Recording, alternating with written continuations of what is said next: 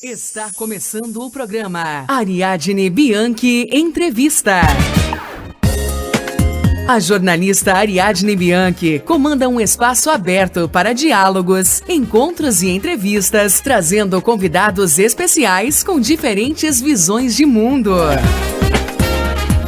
Programa Ariadne Bianchi Entrevista. Professor, diretor escolar na rede estadual de ensino, Trabalhou por mais de uma década no ensino superior, onde ministrou aulas nos cursos de administração, ciências contábeis, direito, pedagogia. Tem um currículo aí vasto. É autor do livro Homossexualidades e Foucault para o Cuidado de Si. Atualmente ele é coordenador do Núcleo de Estudos de Diversidade de Gênero e Sexual da UFGD, onde é também professor adjunto na Faculdade de Educação e pesquisador da Cátedra de Diversidade Cultural, Gênero e Fronteiras da UFGD. Assim como ele é defensor do pensamento iluminador do ecumenismo religioso e ativista quântico. Professor, a primeira vez que eu ouvi o senhor, foi numa audiência pública realizada na Câmara que falava sobre um programa para combate à indisciplina, no ambiente escolar. E uma coisa que me marcou muito foi que o senhor propôs lá que tivesse uma política de educação de Estado, Que o senhor disse assim, as pessoas estão acostumadas a atacar os sintomas e não a trabalhar as estruturas, Diante aí do comportamento das crianças e dos adolescentes, o que mais o senhor tem a falar sobre isso? Primeiramente, bom dia, Ariadne, muito obrigado pelo convite. Na verdade, as crianças, os comportamentos das crianças ou dos adolescentes refletem os comportamentos dos adultos. E se nós estamos tendo problemas de indisciplina com relação tanto às crianças quanto com relação aos adultos, isso nos leva a pensar numa falta da figura de autoridade, Nós estamos uma crise de figuras de autoridade na atualidade. Então, se nós temos problemas com relação às crianças, com relação aos adolescentes, é sinal de que eles não estão tendo modelos significativos para que eles admirem, respeitem e que de fato interiorizem valores desses modelos que nós atualmente identificamos que está em crise. E quais seriam esses modelos? Então, a criança e o adolescente, os principais modelos são os pais, Nós temos a gente sempre diz que nós temos uma educação assistemática e difusa, que é aquela educação que acontece no dia a dia, e os nossos primeiros educadores são os nossos pais. E hoje em dia, as pessoas muitas vezes ainda não têm consciência que a melhor educação é a educação pelo exemplo. As palavras convencem, mas os exemplos arrastam. Então, se um pai, por exemplo, disse para o filho que ele tem que respeitar os outros, que ele não pode fazer nada errado, mas aí vai à feira com esse mesmo filho, aí pega 15 bananas, dá uma piscada para o filho, fala que pegou só 12 bananas, o filho está aprendendo, mas está aprendendo muito mais com o exemplo do que aquilo que o pai fala. Então não adianta o pai falar, olha, precisa agir corretamente, você precisa respeitar os outros, se o filho, na convivência, que onde essa convivência nos marca em termos de um monte de experiências afetivas e emocionais, nós somos afetados por esses pais emocionalmente de forma negativa. Então isso falará muito mais alto na nossa constituição da nossa personalidade, no nosso processo de subjetivação ou no nosso processo educativo, como queira, Uhum. E como que nós podemos perceber esses comportamentos disfuncionais aí na adolescência? Esses comportamentos disfuncionais, na verdade, eu tenho um padre que foi meu professor, eu gosto muito, já falecido, chamava Padre Anísio Carlos de Oliveira. Ele dava aula de ética e uma das coisas que ele disse uma vez na aula era assim, que educar é frustrar com amor. Claro, num primeiro momento parece que a gente fica meio impactado com essa frase, né? Mas é essa espécie de lapidação. A criança, quando chega ao mundo, ela é relativamente nova no mundo. E ela tem dois passos para ser educada. O primeiro, ela vai ser inserida numa cultura que já está posta, assimilando valores dessa determinada cultura, que eu chamo que é a parte da conservação. Mas, por outro lado, ela também vai ser chamada a oferecer partes significativas do seu próprio ser, que está ainda em desenvolvimento, mas que um dia será individuado, conforme Jung nos propõe, né? E essa é a parte da transformação. Então, essa polaridade conservação, transformação, precisa pairar o processo de educação. Os pais vão ficar observando, vão observar, na verdade, como eles são os adultos, que pressupõem que eles têm maturidade, então eles vão observar comportamentos que sejam prejudiciais à criança, que sejam destrutivos, e eles vão aos poucos lapidando esses comportamentos para que no futuro essa criança não seja uma criança desequilibrada, desarmonizada, né? Então, assim, são situações, pequenas situações diárias na vida da criança, tá? Que antes isso era muito mais perceptível, porque os pais antes eles estavam muito mais próximos dos filhos, tinham contatos, que nós chamamos na sociologia, muito mais primários, carregados de afetividade. Hoje em dia nós vivemos muitas vezes em grandes centros e os nossos contatos eles acabam sendo mais secundários. Às vezes os pais, e agora com as tecnologias, isso fica um pouco mais, digamos, visível, porque às vezes o pai chega em casa, a criança está jogando videogame, ou a criança está no celular, na hora do almoço, estão almoçando, mas estão mexendo no celular, ou estão almoçando, vendo TV ao mesmo tempo. Então são pequenas situações que faz com que não haja essa proximidade afetiva, e não havendo essa proximidade afetiva num sentido positivo, nós estaremos deixando, de certa forma, a criança ou adolescente, numa linguagem popular, a lá vão ter, e aí, se não tem um educador que me direcione alguns passos a seguir, que rompa hábitos ruins e insira novos hábitos, dificilmente eu vou ter uma educação significativa, e aí depois eu sofrerei as consequências disto que foi causado muitas vezes numa primeira infância, na adolescência, na juventude. Então, acredita-se que esses comportamentos ele tem origem na infância, quando ainda é criança ali. O ser humano é uma das, digamos assim, nós somos os que temos a infância mais longa, né? Todos os animais, por exemplo, o período de infância é bem mais curto. E nós temos uma infância muito longa em que nós convivemos com os pais, com a mãe, com o pai, com o ambiente à volta ali.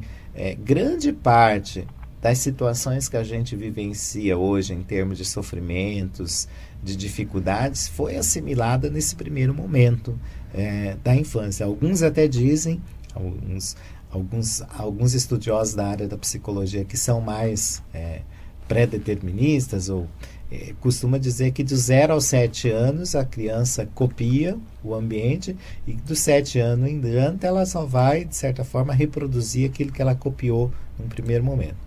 Mas, claro, depois nós temos novos estudiosos, como Adler, Melanie Klein e outros autores da psicologia, que vai dizer, não, é possível ter uma ressignificação, é possível haver certas mudanças. Mas é inegável que o período da infância tenha uma influência bastante preponderante na constituição da nossa personalidade.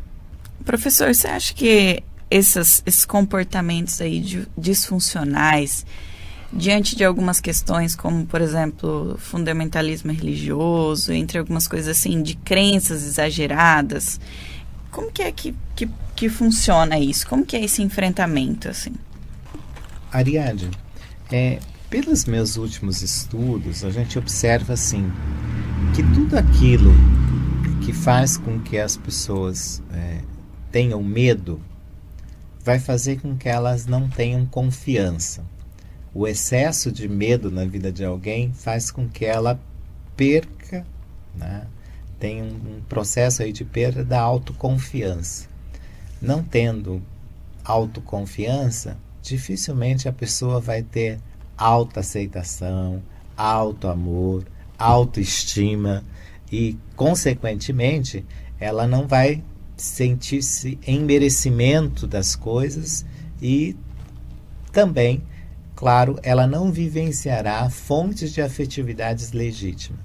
Então, não vejo que uma educação fundada no medo, no despotismo, tenha alguma contribuição a dar. Na verdade, nós precisamos ter uma educação para a liberdade, né? Uma educação, educar para a liberdade e a sua liberdade me mostrar a sua responsabilidade. Claro, fazendo questão de não confundir liberdade com libertinagem.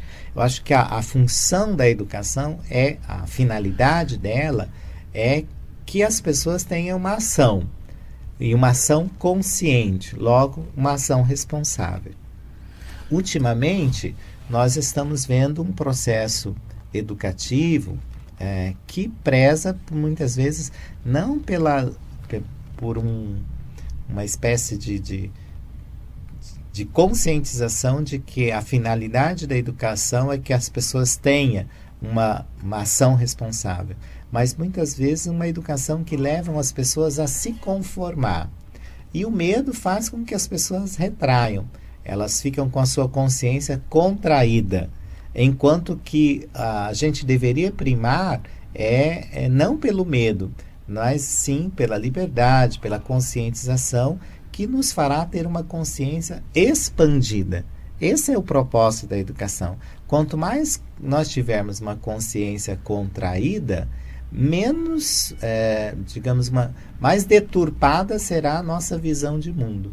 Quanto mais nós tivermos uma consciência expandida, melhor nós teremos uma visão de mundo e, claro, consequentemente fará com que a gente tenha também uma vida melhor e possibilite uma vida melhor àqueles que estão à nossa volta. Então, acho que isso cai na questão de privações emocionais também, né? Sim, na verdade, no que se refere às emoções, nós sabemos que principalmente nesse período da primeira infância, na adolescência, às vezes os pais têm dois hábitos ao extremo. Ou cria suas crianças, seus adolescentes numa redoma de vidro, protegendo ela de tudo quanto é coisa, ou cria essas crianças também com uma espécie de abandono. Então, tanto uma coisa quanto a outra vai ser prejudicial à estruturação de uma personalidade sadia, ao desenvolvimento de uma personalidade sadia. Nós não podemos ser criados em redomas de vidro, porque nós precisamos ter o contato externo para fazermos um processo de adaptação significativo na sociedade.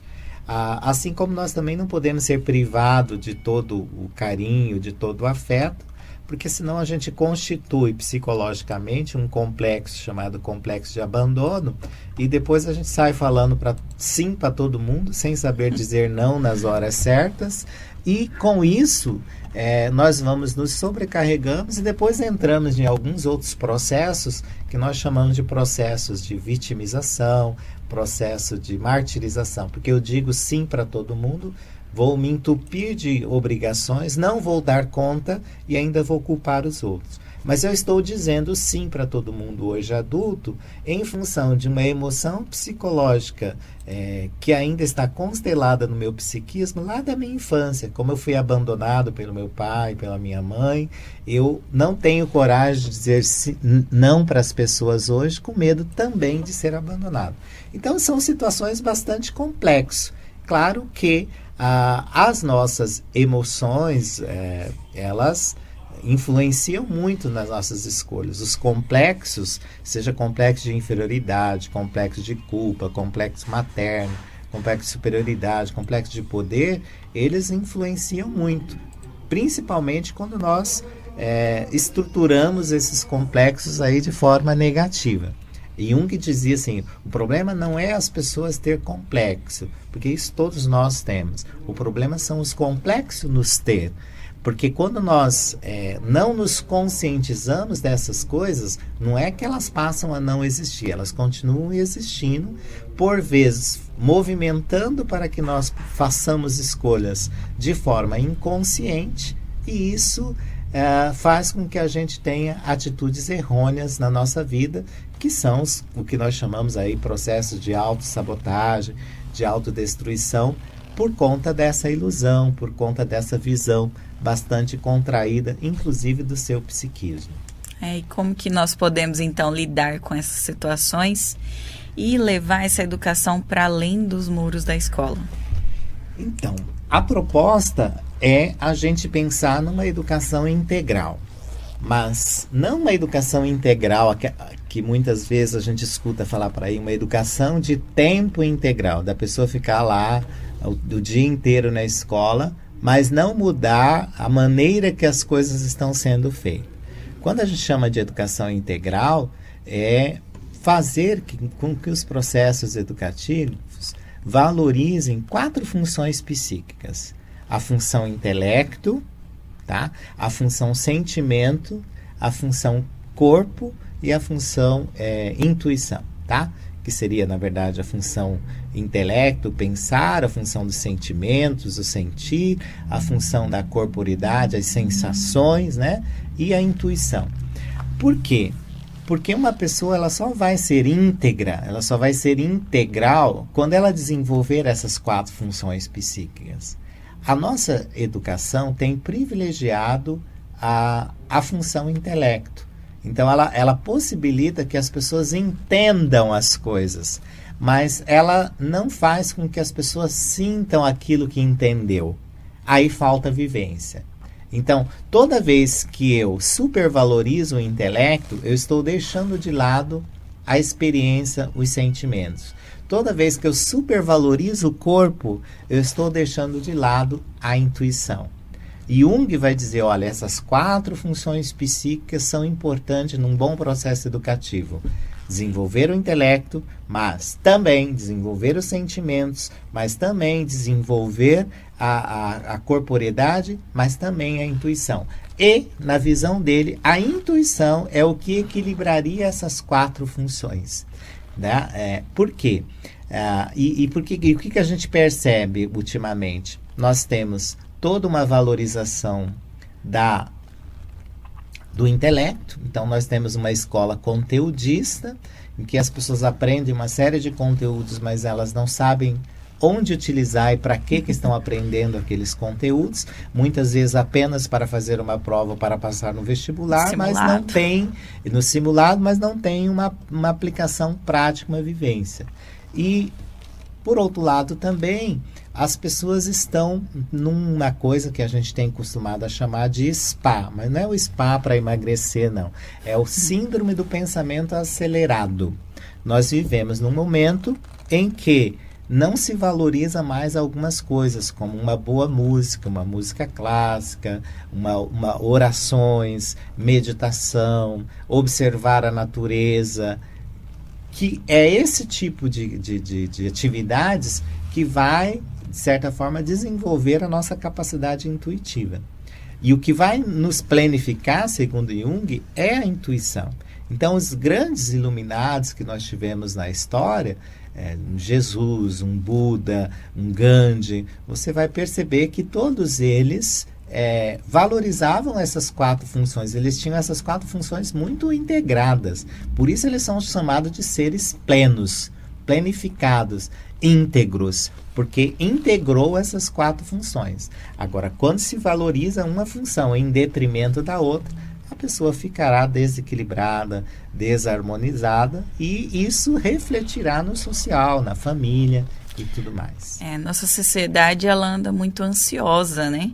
E isso, acho que entra dentro do seu estudo também, da importância de uma vida bela, né? Isso, porque o que é ansiedade, na verdade, se a gente faz de forma reducionista, uma definição, né? A ansiedade é negar o presente. E as pessoas hoje, ou elas estão num passado, vivendo os traumas da infância, da adolescência, nas angústias, né? Dos problemas que sofreram, né? Ou elas estão num futuro. Hoje em dia, principalmente com as tecnologias, os WhatsApps da vida, às vezes a pessoa está assistindo uma aula, até está assistindo um culto, ou uma missa, uma atividade religiosa, mas elas não estão ali. Elas estão olhando o WhatsApp, elas estão olhando o Face, e elas nunca estão onde elas estão. Então, se ela está na sala de aula, o professor está dando aula, ela está olhando as tecnologias. Quando ela e conversando com alguém fora da aula. Quando ela estiver com essa pessoa que ela estava conversando na hora da aula, ela também não vai mais estar com essa pessoa, porque aí ela já vai estar conversando com outra pessoa. Então, a própria tecnologia também, que deveria estar a serviço do homem, ela tem escravizado o homem, impedido ele de ter esse encontro com ele mesmo. Mas e por que o homem, às vezes, também foge de si mesmo? Porque tem questões que ele precisa resolver. Então, hoje, a educação está muito voltada para o externo. Toda vez que nós estamos apenas voltados para o externo e divorciado do nosso si profundo, do nosso eu profundo, claro que nós vamos ter angústia, nós vamos ter depressão, nós vamos ter ansiedade. E que bom! Que bom por quê? Vou explicar. Porque essas coisas é um pedido de socorro do nosso psiquismo. Toda vez que aparece alguma doença, aparece alguma depressão, alguma angústia muito forte, é o seu ser profundo, seu ser essencial, que Jung chamava de self, dizendo, olha, você está pelo caminho errado, presta atenção na vida, porque você está totalmente voltado para o externo e não está valorizando o seu si profundo. Então, você está achando que a vida se resume às coisas externas. E a vida não é. Porque quando você valoriza só as coisas externas, você não está valorizando os seus sentimentos, não está valorizando a sua intuição. Às vezes está valorizando apenas o corpo, que é aquilo que aparece externamente, apenas a persona, a máscara que você usa no dia a dia para se relacionar e se adaptar à sociedade. Então, você às vezes está sendo só o professor, às vezes está sendo só a mãe, às vezes está sendo só a esposa, só o marido, mas esses são papéis que você está desempenhando, mas parece que está faltando você, o ser essencial nesses papéis que você está desenvolvendo. Então, são questões bastante complexas, mas que cada doença, cada angústia, na verdade, é o nosso psiquismo chamando a atenção para nós. Olha, você está divorciado de si mesmo. Se você continuar divorciado de si mesmo, vai vir um vazio existencial, vai vir as psicossomatizações, vão vir as doenças, né?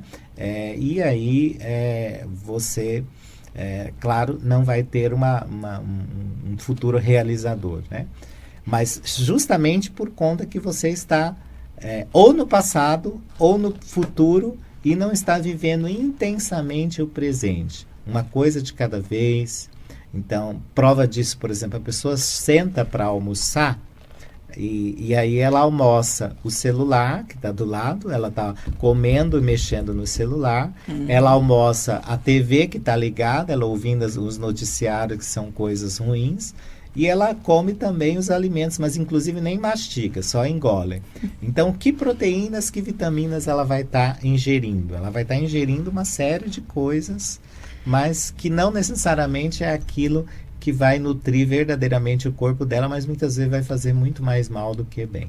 Mas isso é fácil, acho que perceber no outro, né? Mas em nós, como que nós percebemos isso? Pois é. Eu acho que nesse ponto, Deus, ou um grande arquiteto do universo, ou ser superior, como vocês queiram chamar, foi pra fantástico. Todas as religiões, né? Quando ele falou que nós somos criados à imagem e semelhança dele. Então, onde é que está Deus? Deus está no mais próximo possível.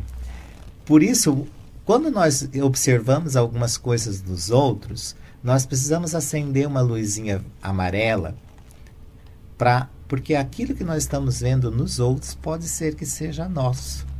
E os outros estão sendo só espelho para mostrar as nossas fraquezas, os nossos defeitos. Freud dizia que tudo aquilo que me incomoda no outro pode ser problema meu. ele também dizia, quanto mais Pedro fala de João, mais eu conheço Pedro. Isso significa o quê? Que o outro, se é a imagem e semelhança de Deus, às vezes ele funciona como a nossa consciência profunda. Nós enxergamos no outro aquilo que, na verdade, nós precisamos mudar. Ah, eu não gosto daquele fulano porque é muito fofoqueiro. Você já avaliou o que você anda falando das pessoas por aí?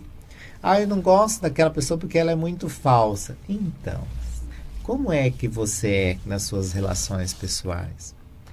Às vezes você dá um exercício num grande grupo, coloca 10 coisas que incomodam no outro. Aí a pessoa coloca falsidade, arrogância, né?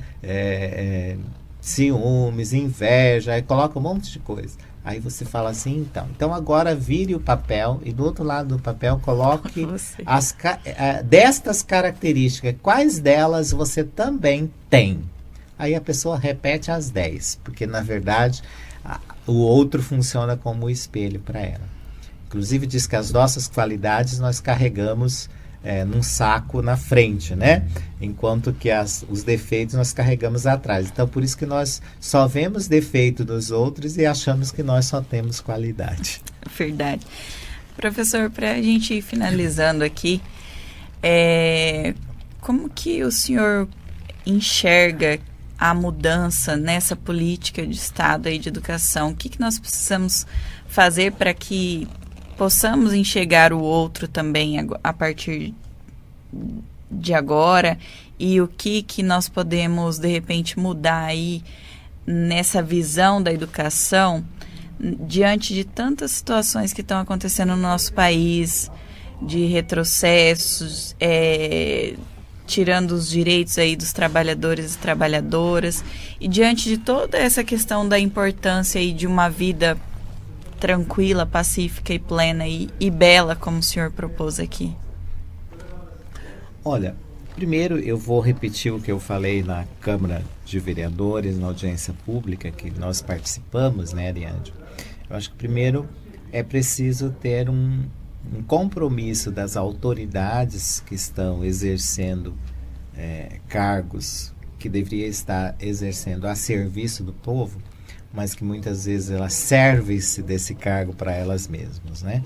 Então, primeiro teria que haver esse compromisso, parar de ter projetos tapa-buracos ou para tapar as coisas, né? Para fazer de conta que resolve, né? Porque quando começa a ter muitos projetos, muitas campanhas, isso me leva a entender que não está tendo uma política de Estado de educação. Então, quando de fato houver investimento para a política de Estado de educação e a educação for vista como qualidade, como prioridade, ou seja, uma educação que seja permanente, que seja integral, que na verdade essa educação integral possibilite também uma saúde integral, possibilite uma espécie de eco-espiritualidade, né? Que possibilite uma economia solidária, que possibilite, assim, de fato, na vida das pessoas, essa possibilidade da iluminação, essa possibilidade da planetarização, essa possibilidade de uma ascensão, aí sim as coisas começarão a caminhar. Agora, também a gente não pode ficar esperando macros mudanças. As mudanças, elas precisam começar a acontecer no micro. É o exemplo que eu dou no microespaço onde eu convivo. Então, essa situação que a gente percebe na sociedade é efeito das individualidades também que compõem essa sociedade, principalmente porque elas de fato não estão se individuando, como dizia Jung. As pessoas precisam começar a entender que elas são seres originais, são seres únicos e que elas têm uma contribuição original a dar a este planeta. Qual é a sua contribuição original que você vai deixar para esse planeta quando você passar por aqui? Quando você morrer, você vai ser lembrado pelo quê? alguma coisa. Então, são uma série de ações que é preciso começar a ser feito desde lá de casa, nas instituições sociais, como um todo, né?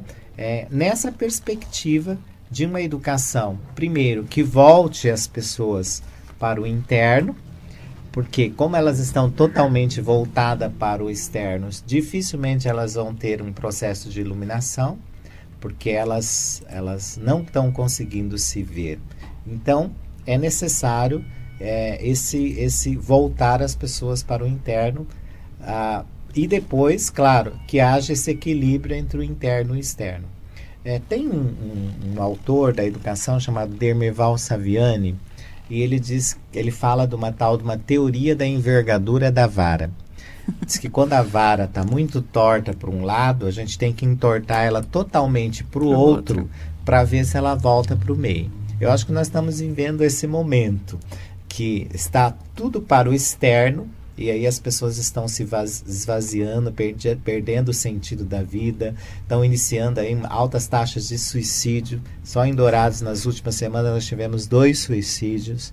Então, é preciso que envergar essa vara para o outro extremo, para ver se ela volta para o meio. Claro que as coisas não podem ser extremadas, mas nesse caso a gente tem que se aproximar o mais possível do outro extremo, para ver se ela volte para o meio, tá? Se as pessoas conseguirem não ser extremista, melhor, porque Buda nos propõe o caminho do meio, né? Aristóteles nos propõe a mediação, a mediania, a moderação.